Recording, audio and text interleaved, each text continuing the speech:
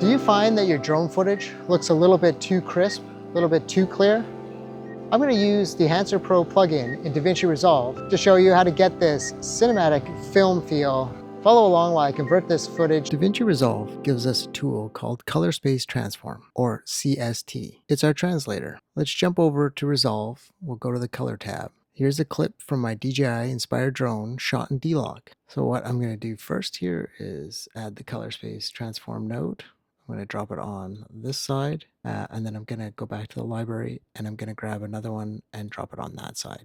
So this is our input from our source, and let's change this to DJI D-gamut, and the input gamma is DJI D-log. And now the color space that we're going to use is DaVinci Wide Gamut, and the output is also going to be DaVinci Wide Intermediate. This node right here is a corrector. We'll just leave it here for a second because we're going to use it as white balance, and then we'll add some more. But on this color space transform, this is then our output. We're going to do the input is DaVinci Wide Gamut. We're going to take DaVinci Wide Intermediate, and then what we're going to do is we're going to change this to our output of REC709. Because it's drone footage, I'm going to output it at gamma 2.4.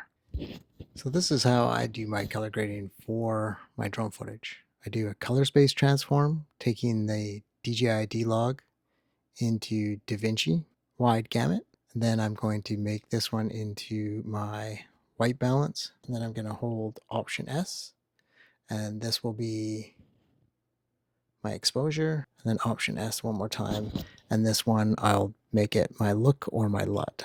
So I'm just going to write LUT, and then I'm going to label my node exposure. So this is my node tree for now, and we'll go through each one of these. The white balance you can do lots of different ways, but the way I know how to do it is either use this color selector, and I know this cloud was very white, so it's made a small temperature and tint change. I believe it's pivoted it as well.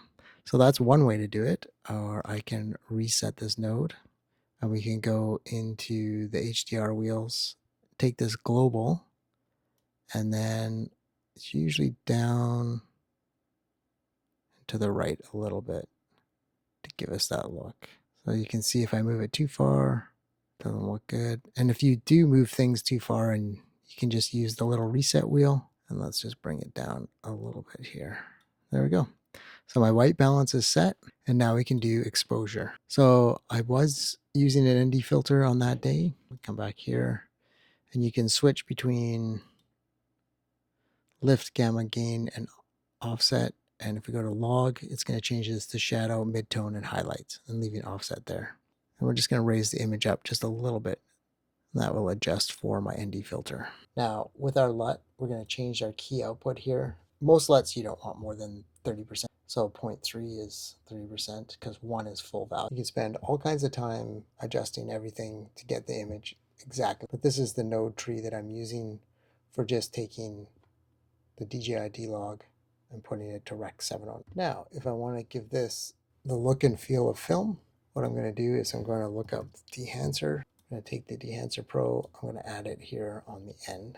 Let me just move these nodes a bit. And let me use Option and click on this little down arrow, and it will collapse all of these drop-down menus so we can see what we have.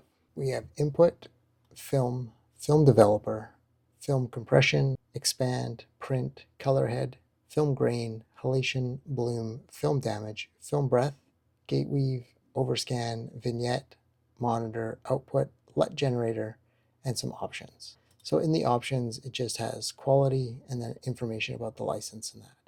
So we'll just leave it a normal fast. The LUT generator, you can export the LUT after you've created your look to use it on another clip.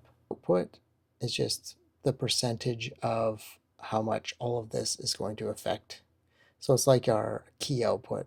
We can use the slider and say we only want 10%, or we'll we'll just make our adjustments so that we leave it at 100%. And you can monitor it in false color, or give yourself clipping indications. So I'm just going to leave that closed. Vignetting, we will vignette it. So let's go to the top and work our way down to here.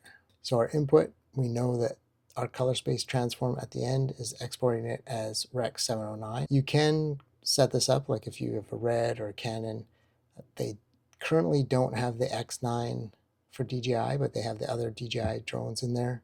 So that's why we're just using this as REC709 input. You can adjust for exposure, temperature, tint, defringe, and then the radius of the defringe. And you can turn this on or off. And then we'll turn this on or off. So film, we're going to use the Kodak Vision 3 50D. Turn it to that. It's enabled, and we're not going to push or pull it. And if you do make changes anywhere along here, there's always the reset. You can just reset it back. Film developer, so the contrast, the gamma correction, color separation, color boost. So we could enable that on. We'll just use the sliders, you can see, make slight adjustments, make the colors a little more rich. That down, color separation, leave that at 100. And I don't think we're going to boost the color. We'll just leave that. I'm just going to hit the reset. Film compression. I don't think at this point we're going to use this. You can enable it. You can drop in, or you can enable it, and then you can move the sliders to see the kind of look that you can get. But I'm just going to leave that off for a second. I'm just going to leave that off. And I think we can leave it the way it is right now. I'm not worried about the black and white points yet. And then for print, we are going to do Kodak 2383 print film. And you can see that there was quite a change when I selected that. We can look at it in Cinematography film, the Fuji, and the gloss paper. Actually, I think we'll just leave it on the gloss paper. I don't have to change any exposure or anything like that. Not at this point in time. The color head. This is where, like, if you ever worked with a film developer, you could make these changes before you actually printed them on the paper. So you just did it on the keyboard and it made those adjustments for the printer. But I think for now I'm just going to leave those as they are. Film grain, yes, I want that. 35 mil. I think I'll change it to 35 mil ISO 50, and we'll leave it at 30%. Halation, I'm going to turn that on. 70% seems to be fine. You can slide it up and down. You can also mask, but I'm just going to leave that at 70. Bloom, and you'll probably notice it mostly in the clouds when I enable this. And maybe you won't on YouTube, but it did make a change on the lighter colors here. And then for film damage, we are going to enable this, and I will put about 10% on that. And that'll come through when we play the video. Film breath, we could turn that on. I'm going to turn it down to 30% though. Gate weave, let's enable that so we get a little movement so it feels like it's on film. And again, 30%. So overscan, I'm just going to enable it. I'll show you what it looks like here. It's basically shows that you've scanned these frames from film.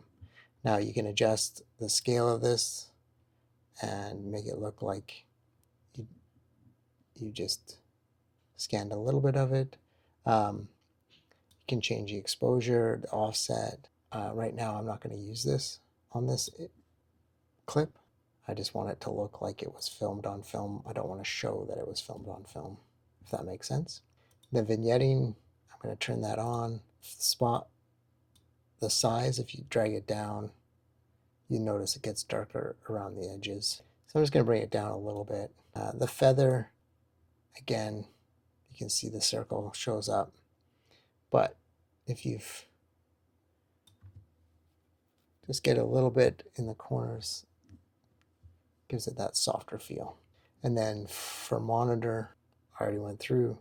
And there you have it. There you have it. Adding Dehancer Pro plugin to my drone footage workflow. And there you have it, adding Dehancer Pro plugin to my drone footage workflow. And that's it. That's how I'm going to turn this ultra crisp digital footage into a film look.